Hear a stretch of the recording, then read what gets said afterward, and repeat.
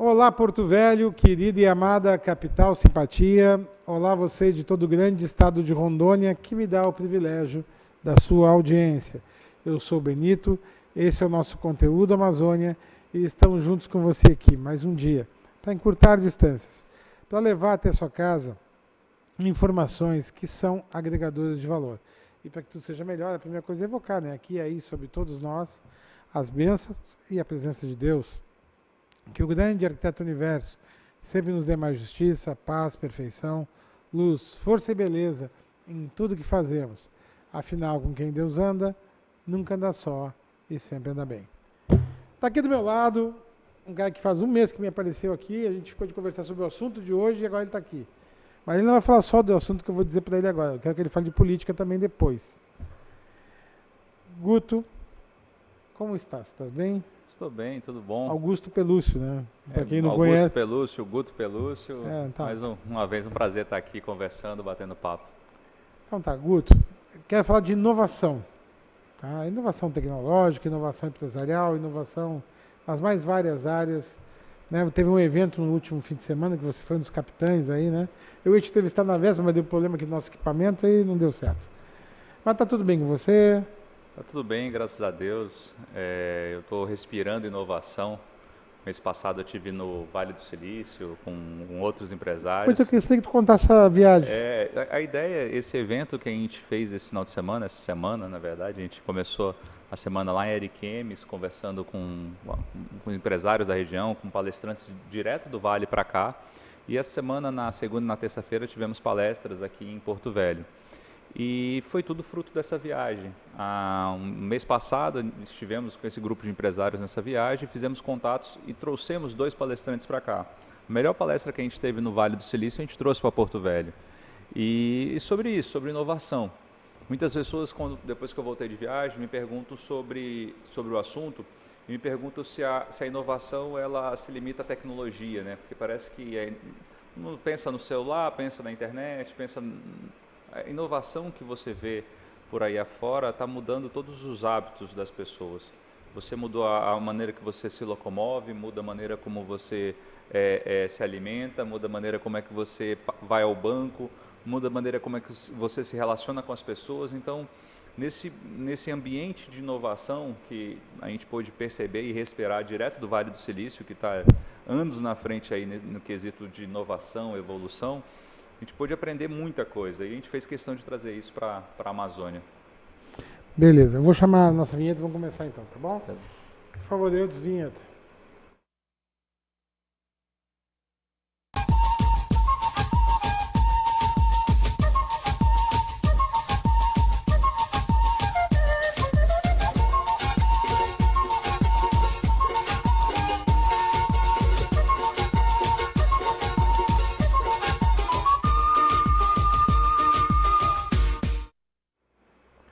Bom, de volta com o Guto. Guto, antes de nós entrar em inovação, me fala do Vale do Silício, que é muito famoso e pouca gente sabe o que tem lá. O Vale do Silício, já fazendo uma correção, porque o Vale ficou tão pequeno que as empresas de tecnologia elas se expandiram para toda a área de São Francisco. O Uber, por exemplo, ele já nasceu em São Francisco, que não faz parte do Vale. Então, talvez o melhor nome de chamar se chama Bay Area, que é a área da Bahia.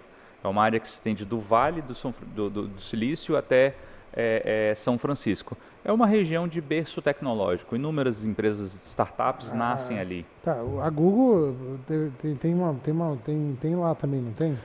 As grandes empresas de tecnologia, Google, Facebook, Exato, Apple, estão todas lá. Algumas coisas são bem interessantes, Benito, porque assim, muitas empresas às vezes não nasceram lá. Tá, mas como é que é o Vale do Silício? É um conjunto de cidades? Nos explica. É um conglomerado de pequenas cidades ali ao entorno de São Francisco. E como eu estava explicando, muitas empresas não nasceram lá. O Facebook, por exemplo, ele nasceu dentro de Harvard e acabou indo para o Vale do Silício. Porque é um lugar que tem tanta inovação que as empresas podem até nascer fora de lá, mas elas quase que têm como obrigação criar uma sede lá. E muitas vezes transferir sua sede para lá, porque ali de fato virou um grande berço tecnológico. Tem um grande problema hoje que se discute na área de São Francisco, que é o custo. Custo de vida é um lugar mais caro dos Estados Unidos praticamente para se morar, para se viver, moradia, alimentação e, consequentemente, um dos lugares mais caros do mundo. Então esse é um dos desafios do Vale hoje, é o custo para se instalar lá. Tá. Hoje, as 10 maiores empresas do mundo, fora chinesas, parece que 6 estão lá. 7, exatamente. As 7 maiores do mundo estão lá. E todas elas, né, são tecnológicas. E por que lá? Eu acho que é interessante destacar isso. Por que as empresas elas vão para lá? Primeiro que o capital de risco, o venture capital, ele é muito comum no Vale. Então, as empresas elas têm maior facilidade de se obter recurso lá. E como lá tem muita ideia, muita startup, os fundos de venture capital, eles também têm mais ideias para investir lá. E esses fundos de capital de risco buscam ali as soluções que têm uma maior chance de fato de dar certo pela qualidade de pessoas e por um fator que é um fator da região de São Francisco. Primeiro que historicamente é uma região muito empreendedora. O oeste todo americano, ele nasceu com a corrida do ouro. Depois que acabou o ouro, esses empreendedores eles precisavam criar negócios. Então não são só empresas tecnológicas. A gente pode analisar que a Levi's, a Gap, 2 marcas de confecção, fabricam calça, jeans, roupas, elas nasceram em São Francisco. Então a região toda é uma região empreendedora. E do ponto de vista de diferenças, eu posso dizer assim, as pessoas quando viram a primeira parada LGBT em São Francisco, a cor do arco-íris não representa só o movimento LGBT em São Francisco, ela representa a união das diferenças. Diversas pessoas de vários países se encontram ali. E as pessoas entendem que essa diversidade, essa quantidade de países, raças, etnias, trabalhando juntas, tem uma possibilidade de trazer maior inovação. Num escritório que nós estávamos visitando, do local que a gente estava tendo uma palestra até o banheiro, um amigo nosso contou 8 línguas sendo faladas. Inglês, chinês, árabe, francês, italiano, espanhol. Então, assim, um local que tem múltiplas culturas, dessas diferenças, das discussões, você consegue ter crescimento. Né? Muitas vezes, assim, a gente vive em bolhas e você quer inovar junto com seu amigo que pensa igual a você. Não vai conseguir gerar inovação. Quando você tem, às vezes, um parceiro, um grupo de pessoas que pensam diferentes, da discussão, do debate, da troca, que tem crescimento. Aí uma ideia fica melhor lapidada, aí você consegue, de fato, ter um fator disruptivo que é a inovação. Então, as pessoas, às vezes, vão para lá buscando também esse berço essas diferenças de várias pessoas, de etnias, de linguagem, de tudo isso. Por que Vale do Silício? Porque é rica em silício? É uma região que tinha bastante minério, né? Então começou começou com minério e acabou sem... É um vale que tinha uma extração, né? E acabou que essa área do vale ficou batizada por isso, porque em Palo Alto, que é onde nasceu a Apple, né? A famosa garagem de Steve Jobs, fica no vale. Né? Então o vale ele foi ampliando, não era só Palo Alto, que foi a garagem de Steve Jobs, a garagem da HP. A garagem da HP foi a primeira startup e criou esse conceito de empresas de garagem. A primeira garagem foi a HP. Interessante, Benito, que as regras de garagem que foram escritas em 1938 são 11 regras para várias empresas que funcionam até hoje, porque são regras de simplicidade, de praticidade, de evitar burocracia, de compartilhar, de fazer rápido as mudanças. E aquilo ali é simbólico. A HP comprou essa garagem, hoje é um museu da HP, mas essa região ficou com toda essa simbologia, todo esse conceito de aceleração. Tá. Agora, de que forma a gente traz essa riqueza toda para Rondônia? A Rondônia nós somos Amazônia. E realmente, startup não faz agressão ao meio ambiente, não tem como fazer. E poderia projetar a Amazônia e Rondônia. Só queria entender como é que a gente desperta as pessoas para isso. Será que a gente tem vanguarda tecnológica e de conhecimento para conseguir botar nós em par de competição? Eu acho, Benito, que, por isso que eu friso mais uma vez, quando a gente fala de inovação, a gente não fala só de inovação tecnológica. As maneiras que as empresas elas operavam antes, elas não conseguirão mais operar. Porque antigamente um colaborador que ficava ali no mesmo trabalho 20 anos, ele não fica mais. As médias têm caído para 2, 3, 7 anos. Então, assim, as empresas precisam reinventar a forma de contratar, a forma de gerir, a forma de montar suas sociedades, para que, de fato, ela tenha longevidade. Então, as empresas elas precisam inovar, não só nos seus produtos, mas nos modelos de gestão, porque senão elas não vão sobreviver. E aí eu falo essa questão porque é o seguinte, na minha infância, a gente assistia 3, 4 canais. Hoje um jovem, Eu só assistia um, tá? Porque eu sou mais velho. Você tinha que levantar do canal ali, muitas Tinha que ir lá vezes, trocar sintonizar, e às vezes você acabava assistindo mais alguns canais que pegava melhor, dependendo do lugar que você estava.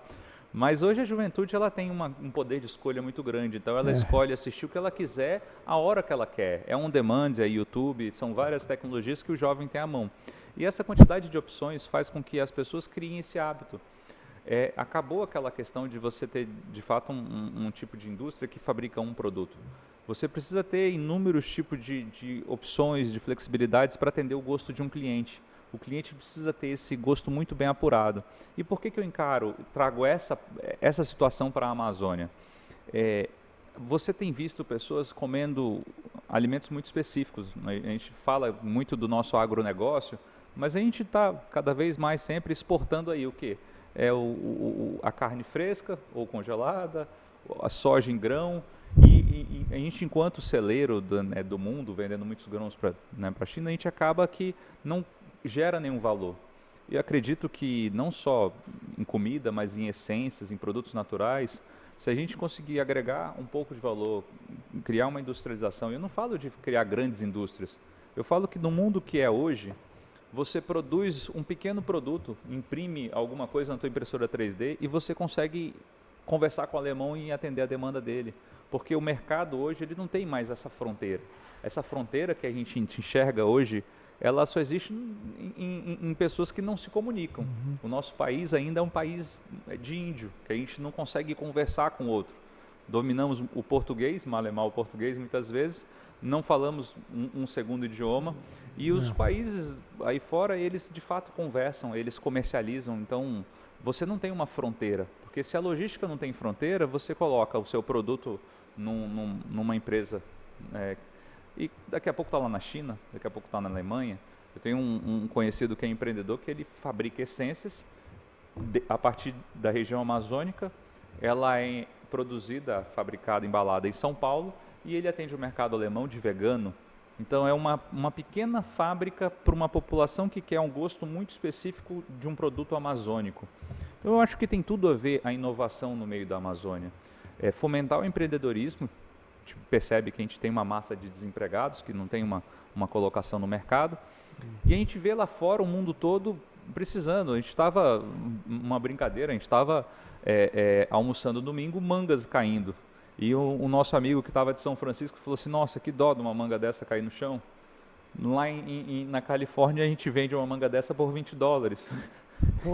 Então a gente precisa de fato pensar, sair do nosso pequeno mundo, da nossa pequena bolha, enxergar o mercado, né, do resto do continente ou do resto do mundo e começar a comercializar, começar a produzir riqueza para essas pessoas que o mundo tem aí, está querendo comprar. Comida daqui a pouco são 7 bilhões de habitantes. Essas pessoas precisam comer alguma coisa. Acho que já são 7, eu acho. São 6 e pouquinho, tá quase chegando nos 7 já. Estava 6.800, Agora sim, por exemplo, a inovação vai mudar muito o paradigma. Por exemplo, coisas que eu acho que daqui a 50 anos não vão ter mais. A Rondônia é agronegócio.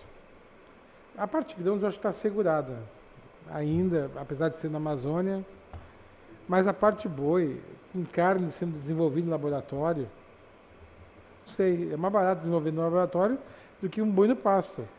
Hoje ainda não é. O gosto é similar. Hoje o valor não é mais barato, mas vai acabar sendo. Isso. Quanto que era o computador há 20 anos atrás? Isso é uma coisa que de fato me assusta. E eu confesso para você que o que mais me assustou foi isso. É você ver a carne sendo produzida no laboratório, daqui a pouco ela vai ser mais barata do que isso.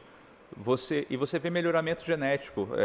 Você vê, tem algumas empresas produzindo bacon tirando a gordura ruim, tirando o colesterol e colocando o ômega 3. Então você está comendo um bacon com uma gordura boa. Então, assim, algumas coisas começam de fato a pensar totalmente disruptivo. Do ponto de vista assim, da mudança de uma cadeia, é algo que ao mesmo tempo que nos assusta, nos abre um leque de oportunidades. Porque, de fato, a gente vive numa região com com várias matérias-primas. Quando você vai naquele Vale do Silício e você vê que eles não têm nada, eles produzem riqueza a partir de ideias. Exato, não tem papel, não tem nada. Isso é impressionante. E muitas vezes eu acho que a gente fica muito preso a uma caixa, que não é só a ideia, mas é um ambiente regulatório. As pessoas pensam muitas vezes o que pode e o que não pode. E a maior parte das coisas, muitas vezes, elas beiram os padrões de regulação. O Uber nasceu como um aplicativo de carona. Ele é ou não é permitido? Chega no Brasil, se regula o Uber. Como é que regula o Uber? Não, tem que regular ou não tem que regular? Começa agora a discutir plataformas de um Uber coletivo, um ônibus Uber. Não, isso não pode, isso é interestadual. Então, assim, às vezes a gente fica preso em criar uma ideia, criar uma solução que resolve a vida de outra pessoa, porque a gente fica preso aos nossos parâmetros regulatórios, às nossas leis, aos nossos decretos. E ali no Vale o pessoal não pergunta muito o que pode e o que não pode. Eles primeiro fazem, depois eles pedem desculpa e vão resolvendo. O Uber resolveu o problema de desemprego aqui no Brasil. Imagina se acaba o Uber no outro dia, tem quantos milhões de desempregados aqui? Eu acho que não é só uma questão até de desemprego. Essa questão da nova juventude, ela não está querendo mais ter carro. Ele prefere se locomover, porque nos grandes centros você precisa estacionar. Na Alemanha, o veículo por combustão está proibido a partir de 2025. Não pode. Você tem uma outra situação. Vamos pensar no ponto de vista da sustentabilidade. A gente mora na Amazônia e muito se fala de preservar o meio ambiente. Nesse conceito de carro compartilhado, quanto que está se evitando de jogar de gás carbônico no planeta? O problema que está se resolvendo não é só do desemprego. Quanto que se resolve do problema de trânsito? Filas e horas de mobilidade. Compartilhamento de carro resolve muitas vezes esse problema. Um jovem, muitas vezes, que precisa se locomover, que não tinha acesso a um transporte público. De fato, a gente está falando de resolver vários tipos de problema. Não é à toa que próprias empresas tradicionais e muito conservadoras, como a Toyota, está se reinventando. A Toyota, super conservadora, mudou a sua missão. Antigamente era uma empresa que comercializava veículo, agora ela é uma empresa de mobilidade, ou seja, ela passou a também alugar veículo.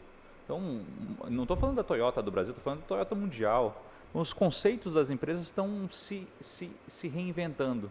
E às vezes a gente fica preso no modelo do passado. Então, porque o Brasil está muito atrasado, cara. Nós estamos com a indústria automobilística e o carro está com os dias contados. Está com os dias contados mesmo o carro. Esse carro que a gente conhece, pelo menos a petróleo.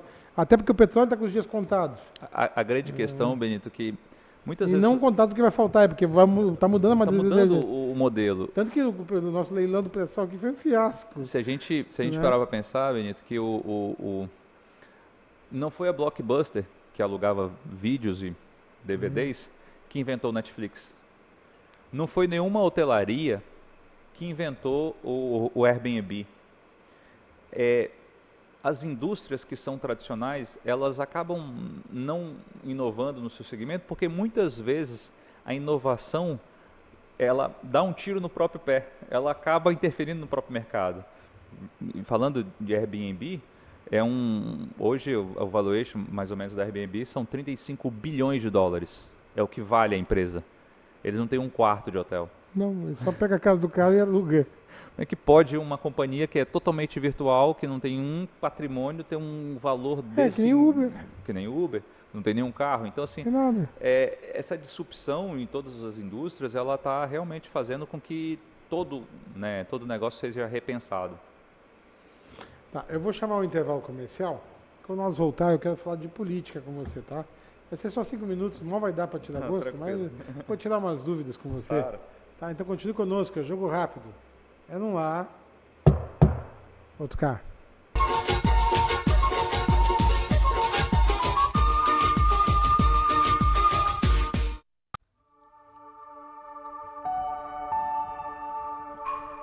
Essa é a bandeira de quem ama Rondônia. Briga por ela quem é contra a corrupção.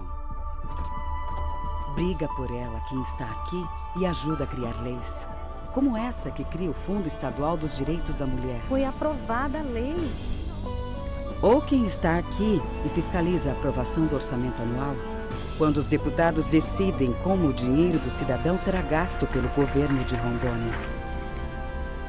Honra essa bandeira quem é honesto e trabalha para construir um estado melhor.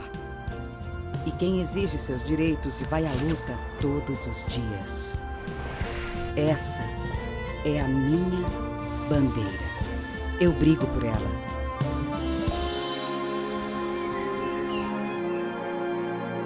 Assembleia Legislativa de Rondônia. O poder da sua voz. Você precisa cuidar da sua saúde. Está sem plano e cansado de ter que esperar? Venha para a Sol Saúde, próximo à Praça da Pirâmide, com as principais especialidades médicas, exames laboratoriais, com toda a atenção e agilidade que você precisa. Afinal, saúde é coisa séria, não é mesmo? Sol Saúde, atendimento popular para toda a família. 3213-0163. O que eu procurei? Tecnologia avançada. Método personalizado. Profissionais com credibilidade.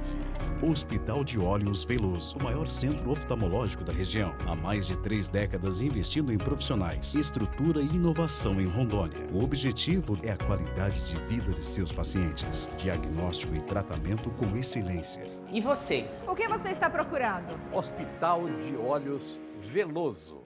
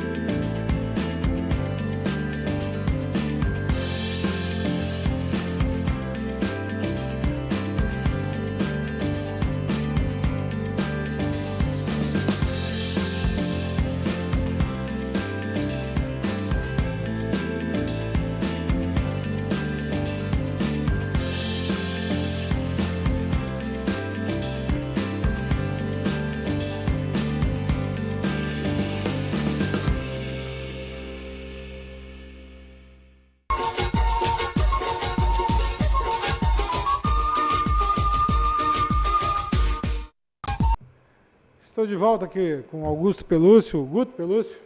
Gente boa esse cara. Guto, eu ouvi algumas coisas essa semana aí.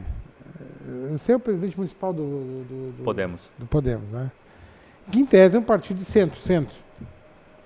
É que aquele teu presidente nacional lá do Paraná, Na verdade, nossa presidente é de São Paulo, é Renata Abreu. Não, O Álvaro Dias é do nosso partido, que foi nosso candidato a presidente. É que parece que ele é o presidente.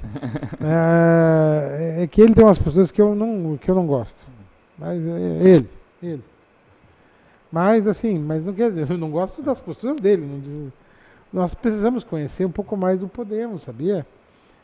Porque o Podemos na Espanha, ele é de centro-esquerda. É centro-esquerda.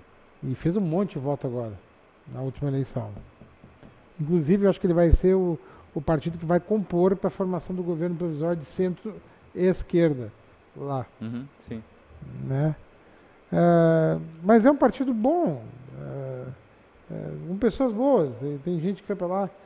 Foi umas tranqueiras também para lá, mas mais tranqueira do que tem na esquerda também. Tem uns aí que não. Que se botar na cadeia é capaz de estragar a cadeia. Mas assim, tem político bom e político ruim em todo lugar. Mas o Léo Moraes é um cara bem atuante, que é o deputado federal, né, deve assumir a liderança do partido ano que vem. É um cara que eu gosto demais da pessoa dele. Mas a possibilidade ele talvez não queira concorrer na última hora, prefeito aqui, né? E aí, se já ouvi falar que você seria uma opção. O que você tem para me dizer disso? Bom, primeiro falar sobre a questão do posicionamento do partido. Eu não estava afiliado no Podemos, eu estava afiliado no PTB, na verdade no PSL. Eu era afiliado ao PTB. Aí uma pessoa do Bolsonaro te expulsou do PSL, né? E aí, quando o Bolsonaro veio para o PSL, de fato a gente não sabia o que estava acontecendo. Eu estava num curso do Renove e acabei indo para o Podemos. Eu tinha visto já que o Podemos na Europa era um partido de esquerda e eu me considero de centro-direita. O Léo se posiciona centro-esquerda. E aí eu conheci a Renata, nossa presidente do partido. Eu já me posiciono ao centro, tá? Pronto. Eu conversando com a Renata, entendendo quais são as bases do partido, porque é importante quando você entra no local, você entender quais são os valores. E o Podemos no Brasil, ele tem uma premissa de 3 pilares: a transparência, a democracia direta e a participação. E isso nos dá uma segurança maior de ter uma liberdade de pensamento, de atuação. E com 3 pilares que eu acredito muito na transparência. E o deputado Léo, ele vem fazendo isso no seu mandato, ele vem participando do povo das suas decisões, colocando e votando temas polêmicos, assumindo posições em comissões especiais e sempre questionando o povo, qual que é a sua opinião, o que você pensa, e se posicionando. Então, eu acho que para um político que representa, ainda mais nos dias de hoje, com tecnologia, com celular, com internet, você questionar aqueles que são sua base eleitoral, para que rumo o mandato deve ir, é fundamental. Antigamente você ficava em Brasília e você não tinha conexão direta. Hoje a conexão ela é digital, então você tem que fazer isso. Então eu me senti muito bem de vir para o Podemos por conta disso. Estou presidente municipal do Podemos. O Léo me convidou para assumir essa função na municipal, eu estou secretário estadual do partido, para estruturar um partido para disputar a eleição. Hoje todos querem Léo Moraes nessa disputa, né? Nós queremos ver uma Porto Velho diferente. Temos a certeza de ir para essa eleição. Se não for com Léo Moraes, será com outro nome. Eu não gosto de afirmar que o candidato vai ser o Guto Pelúcio, vai ser fulano, vai ser ciclano, porque eu acho que a democracia partidária ela precisa ser trabalhada. E a gente não pode lançar já uma pré-candidatura, porque não tem essa conversa dentro do partido. O que eu, o Léo, temos feito é chamando pessoas que, de fato, querem ajudar a transformar Porto Velho, porque Porto Velho não vai ser transformada por um só nome, não vai ter um salvador da pátria que vai falar assim, deixa eu cuidar de você, que não vai dar certo. Nós precisamos trazer a população e o maior número de pessoas possível para, de fato, transformar a cidade. E, com certeza, o Podemos vai ter esse nome, se não for o Léo Moraes, vai ser outro nome que, de fato, ame, se dedique e cuide da cidade. Então, essa nossa intenção, enquanto dirigente partidário, enquanto empresário, enquanto cidadão, é, de fato, participar desse processo de decisão e de escolha. Tá, e como é que vocês vão fazer para vereador? Porque agora acabou com a ligação, né? A gente está com uma nominata muito boa, uma nominata que a gente não quer ter nenhum candidato que já tenha mandato, então o Podemos ele vai vir com nomes aí, com uma nominata bem competitiva, com a lista fechada, né, com 30. Historicamente, isso é uma coisa que o Léo sempre buscou fazer, uma nominata que dê acesso à pessoa, né, que não tenha um dono dessa nominata, mas que dê chance de fato para as pessoas participarem. Na última eleição municipal, eu estava junto com ele na executiva do PTB, fizemos a maior bancada de vereadores no PTB, fizemos 4 candidatos naquela época com coligação. Agora, na eleição estadual, nós fizemos 2 deputados estaduais, quase o terceiro, teve um problema com contagem de votos de um candidato que teve votos anulados, então perdemos uma vaga. Então eu tenho certeza que nesse aspecto político, que eu considero que eu estou aprendendo muito ainda, o Léo tem organizado e me ajudado a organizar bastante isso. Então tenho certeza que na nossa nominata a gente vai ter aí um dos maiores quadros de eleição, porque a gente não tem um candidato forte, um candidato A, então a gente tem de fato uma condição daquela pessoa que quer participar e quer representar ali o seu bairro, sua liderança, sua base, de concorrer e ganhar e ter de fato um assento no Parlamento Mirim. Nesses 30 segundos que eu tenho ainda, tem algum evento do Podemos para divulgar para a população, para eles conhecerem mais o partido? Íamos fazer um evento agora, trazendo o Álvaro Dias para o Estado. Só que com a questão da votação da prisão da PEC segunda instância, o Álvaro se engajou muito no Senado para isso. Então a gente está revendo essa data. Queremos trazer o Álvaro para um evento no interior do Estado e um evento também na capital. Justamente porque ele prometeu isso na época de campanha, a gente acabou não conseguindo trazer ele quando ele estava candidato à presidência da República. Queremos fazer agora para que as pessoas de fato tenham essa integração maior com o próprio Álvaro Dias e a Renata grávida, então a gente está vendo de fato a melhor data para fazer um evento com figuras nacionais aqui em Porto Velho. Divulga aqui no programa, tá? Vamos divulgar, prazer.